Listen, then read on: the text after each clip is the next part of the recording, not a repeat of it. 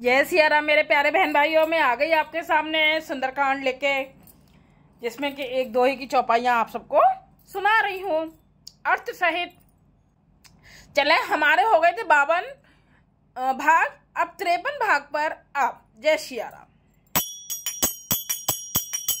प्रगटे बखान ही राम सुभाऊ, अति सप्रेम गा बिसरे दुराऊ।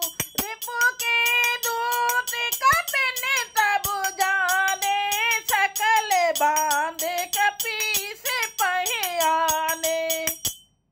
फिर वे प्रकट रूप में भी अत्यंत प्रेम के साथ श्री राम जी के स्वभाव की बड़ाई करने लगे। किसकी करने लगे? श्री राम जी के स्वभाव की बड़ाई करने लगे। उन्हें दुराप कपट वेश, क्या चीज? कपट वेश भूल गया। तब बांदरों ने जाना कि ये शत्रु के दूत हैं। तब जाना, वो दो भेजे थे ना रावण ने दूतों को। तब बांदरों ने जाना कि ये शत्रु के दूत हैं और वे उन सबको बांधकर सुग्रीव के पास ले आए। सुग्रीव सुनो सब बानर, अंग भंग करे पटवहु निश्चर। सुने सुग्रीव बचन कपिधाए, बांधे कपट चहु पास खिराए।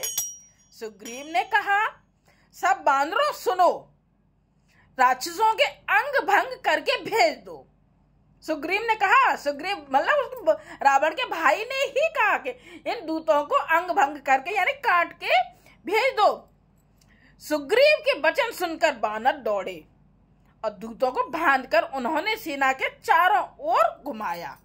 बहु प्रकार मारने कपिलागे, दीन पुकारत तदप न त्यागे। जो हमारे हरि नासा काना, तेई कौशलाधीश के आना। बानर उन्हें बहुत तरह से मारने लगे।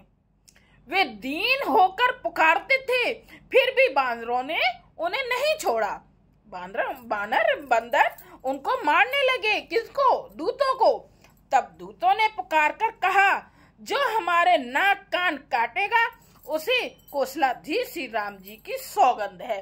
फिर मतलब कसम खिला दी कि जो हमें काटेगा, हमारे नाक कान काटेगा, तो उन्हें श्री रामचंद्र जी की कसम है। जब कोई कसम दे देता तो वहीं के में रुक जाते हैं ना, कोई हम फिर काम नहीं करते हैं उल्टा सीधा।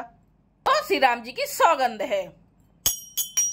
सोने लक्ष्मण सब निकट बोलाए, दया लागे हंस तुरंत छोड़ाए। रावण कर दी जो यह पाती, लक्ष्मण बचन बाचु कुल घाती। यह सुनकर लक्ष्मण जी ने सबको निकट बुलाया। उन्हें बड़ी दया लगी। इससे हंसकर उन्होंने राक्षसों को तुरंत ही छुड़ा दिया।